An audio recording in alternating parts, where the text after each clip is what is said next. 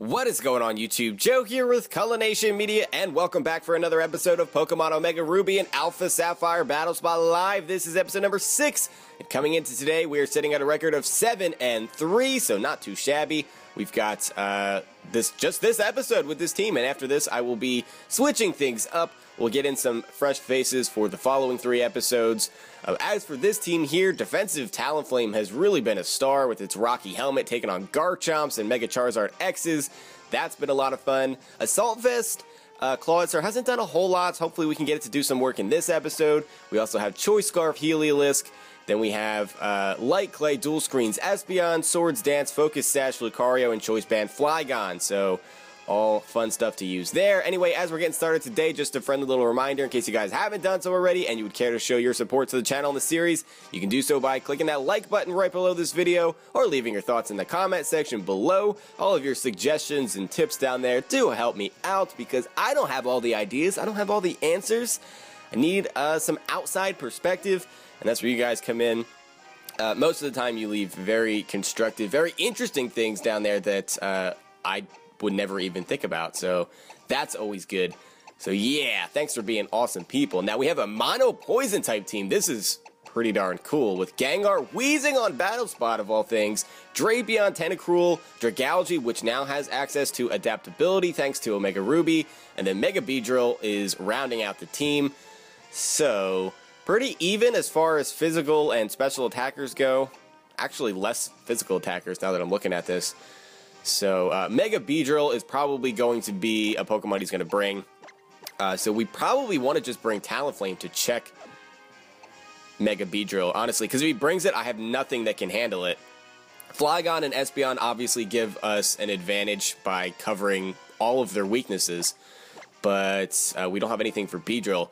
Because once it Mega Evolves, it gets a ridiculous boost in speed, a ridiculous boost in attack, it gets adaptability as its new ability, and then it just kills everything. That's just what it is. So I need to bring Talonflame for that. I can check it because I can take U-turns. I can probably take a Poison Jab, maybe just one, with Talonflame, and then I can burn it, and then I can just Brave Bird it and roost off the damage, or just bring it in on Beedrill and Brave Bird it from the beginning, because Beedrill does have awful physical defense, and even though I'm uninvested, Brave Bird usually will just kill it, so maybe burning it would just be unnecessarily wasting time and turns and all that stuff. But yeah, alright, so here we go, and we'll see what he wants to lead off with. I'm leading off with Flygon, and depending on what he brings out here, we can either EQ or U-turn. It's going to be Beedrill.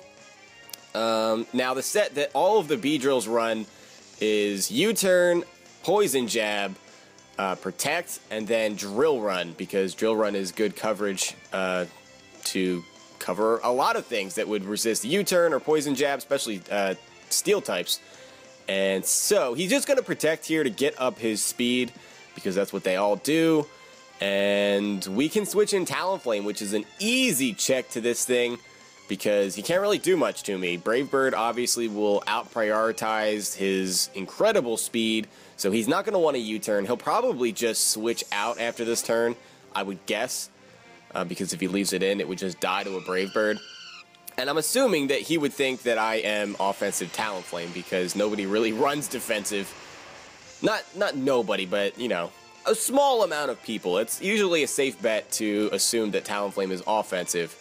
He does go for the Protect, so that's just a waste of a turn for him, and we get Talonflame in here safely. I'm going to go for a Will-O-Wisp here because he's going to switch. So I would like to burn whatever comes in, get some passive damage going, and then depending on what it is, we can U-turn out, and that'll be fun. So he does switch, and it's going to be Weezing coming out here, which is great because getting some passive damage on this, wearing it down a little bit, will be very helpful, and so there you go. Now, Weezing is usually specially inclined, usually physically defensive, so probably has Will-O-Wisp, probably has, let's see, I guess Sludge Bomb, Pain Split. I don't know what his other move would be. Could carry Haze. That's a good move to carry on Weezing. But we can U-turn out here, and we do outspeed, so that is good. And then we can scout to see what item this thing is holding, We'll see if we take Rocky Helmet damage. We'll see if he has Black Sludge at the end of this turn. If he doesn't, no, he does have the Rocky Helmet. So he won't be getting that recovery, which means all 12.5% that he takes from burn is going to be deducted from his HP every turn. Now, is he going to go for Will-O-Wisp predicting a switch? He might. So I'll go into Espeon here. And he does go for the Will-O-Wisp, predicting Flygon to come back out here, I guess, or just some other physical attacker. But no dice because Espeon has that beautiful magic bounce. And if we had Psychic, we'd be in great shape here, but we have Psyshock, which hits Weezing on its much higher physically defensive side. This will likely not take out this Weezing.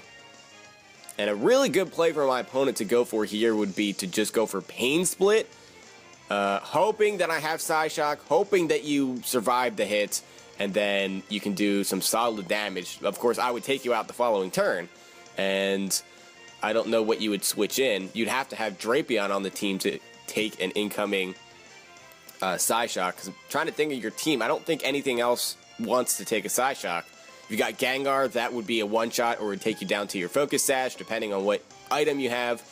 Dragalge, that should be a 2-hit KO. Tentacruel, that would be possibly a 1-hit KO, depending. And yeah, he is going to get taken down into the red zone, and he does go for Pain Split. That was a good play. That'll bring him up to just under half. But with the burn, there's no question that Psyshock will take him out this turn. We already saw that Beedrill's on the team. That would go down in one hit to a Psyshock too. So I feel relatively safe going for another one. Or we could take this opportunity to set up Reflect. That could help too. Let's go for the Reflect. And we'll see what he wants to do. He's actually staying in. So he goes for Fire Blast. Okay. I was not really expecting that. I don't know what you were expecting there. That might be your most powerful attacking move, because some of the Weezings that I use, they only have Fire Blast or Flamethrower and then T-Bolt and no Sludge Bomb, just because Poison is bad coverage overall. But I'll take this opportunity to set up a light screen too, just so that we are covered depending on what your incoming Pokemon is going to be. So that will allow Talonflame to absorb a hit from the Mega Beedrill if we need to, and whatever that third Pokemon is, you know, it shouldn't be able to dish out too much damage. So I didn't think we'd get an opportunity to set up the screens, but it worked out that way, and now we can Psyshock to finish off the Weezing, and we'll see if he wants to bring out the Beedrill to apply some more offensive pressure here, or if he has a better switch in. And he is going to bring out the Beedrill. So, with that being said, do I want to sacrifice Espeon? I don't know that I do, because that last Pokemon, you know, Espeon might just outspeed it and kill it. So I don't know that I just want to throw Espeon by the wayside here when we have a Reflect up and we can switch in Talonflame. We can roost off the damage, or we can just Brave Bird and kill this thing, or at least force him to switch in his other Pokemon. He does go for the Poison Jab, which is a good play, and that doesn't do that much at all. So even without the Reflect, I think we could take it. We wouldn't take it very well, but it would be a solid 2-hit KO. But we can take it. So he takes some Rocky Helmet damage. That's really not going to matter a whole lot. And I will Roost as the Protect is coming. So that is a thing. Oh, I'm sorry, not Roost. Brave Bird. I don't know why I said Roost. I was going for the Brave Bird to take him out there. And we could Roost. I guess my thumbs and my brain were doing two different things at that point in time. Happens a lot. Happens a lot. So I'll just Brave Bird again. He's going to switch, I would assume, into whatever that last Pokemon is. He really just doesn't have an answer to Talonflame. Weezing was the answer, and Espeon took care of it, so puts us in a good position here. If he has Drapion, I would assume that would be coming in. It can usually take physical hits. Dragalge can absorb a hit or two. He is going to switch, so what is this going to be? It's going to be Tentacruel, and it depends on if it's physically defensive or not, how well this is going to take this Brave Bird. And it does just under half, so that is not physically defensive. It does have Black Sludge, so I guess it's specially defensive, because there's no way Brave Bird would do that much, you know, completely uninvested. I have 0 attack investment, or maybe I have 4, but basically 0. Now, this thing I would assume would just go for Scald here. We could sacrifice Espeon. We could, but Espeon does outspeed too. Decisions, decisions, decisions. We could even switch in Flygon. I mean, Scald would not be something you want to switch a Flygon in necessarily on, but an EQ would take that out, and then, yeah, let's go into Flygon. I'm not too afraid. He's not going to go for Ice Beam. We do Speed Tie with this thing if it was completely invested in its speed. He goes for the Scald, doesn't get the burn. So that was a little bit risky on our part, I guess, but now he doesn't have any switch-ins. We know that. He doesn't have Weezing, so Flygon should be able to take out this Tentacruel in one hit. We know it's not physically defensive. We'll see here if it has max speed investment, because I'm pretty sure Tentacruel is base 100, Flygon is base 100 too, and we do outspeed, so, I mean, I would hope that that's not a speed tie, because it's kind of lame. I don't know. I'm not a big fan of speed ties. It's just a coin flip. Anyway, our Reflect wears off, which is a little bit unfortunate. Beedrill's going to come back out here, but this match is all but won at this point.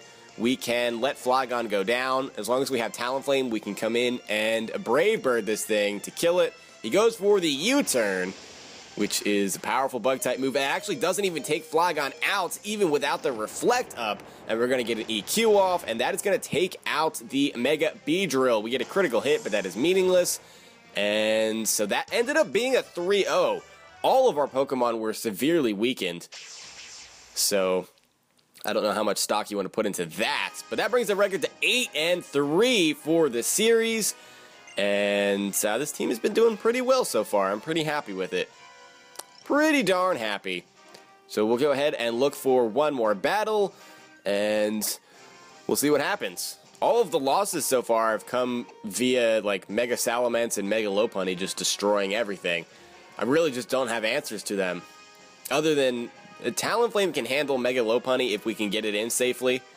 But the battle where I lost to Mega Lopunny, I had Talonflame on the team and I let it go down after taking out a Garchomp. That was a mistake, obviously. So here we go. We got Sableye, Blastoise, which I'm assuming will be Mega looking at this team, and Altaria would be another Mega that he just kind of decides on which one to bring. Then he has Greninja, Garchomp, and Talonflame. So out of Garchomp, Greninja, and Talonflame, I'm assuming 2 of those would show up, and then one of the 3 other Pokemon that have potential to Mega Evolve would be the final slot.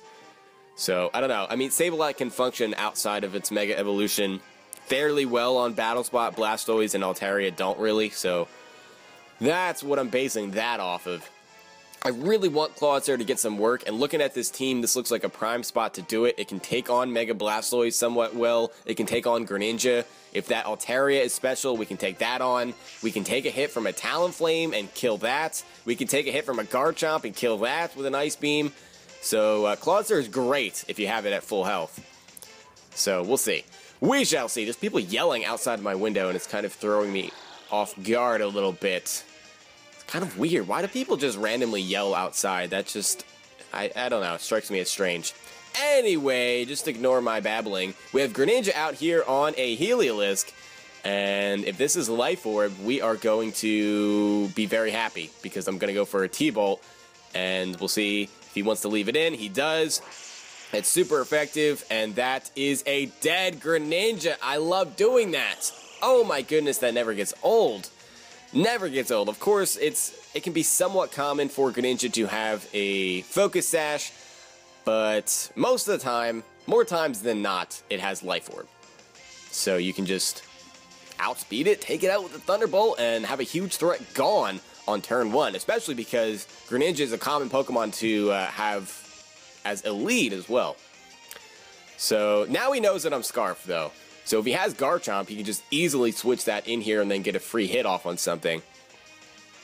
We shall see. We shall see. I mean, if he has Blastoise, that'd be great. Well, he might still have the Blastoise, but anyway, he's got Sableye coming out here, and we can just go for another T-Bolt, because that should do a solid chunk. He goes for the Will-O-Wisp on a Heliolisk, and we avoid the attack because we're all elusive and junk.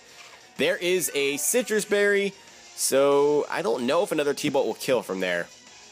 It would be close. I guess it depends on the damage roll here. Goes for Will-O-Wisp a second time, and we avoid another Will-O-Wisp. Oh my goodness, it has like an 85% accuracy rating, and that was not a critical hit, I don't think. So T-Bolt does just take out the Sableye from there. Wow, that did not go well for you at all. You're already down to your last Pokemon. Heliolisk just basically sweeping this team right now. So we got Mega Blastoise out here as the final Pokemon. I'm going to go for a T-Bolt again. We know that we will outspeed.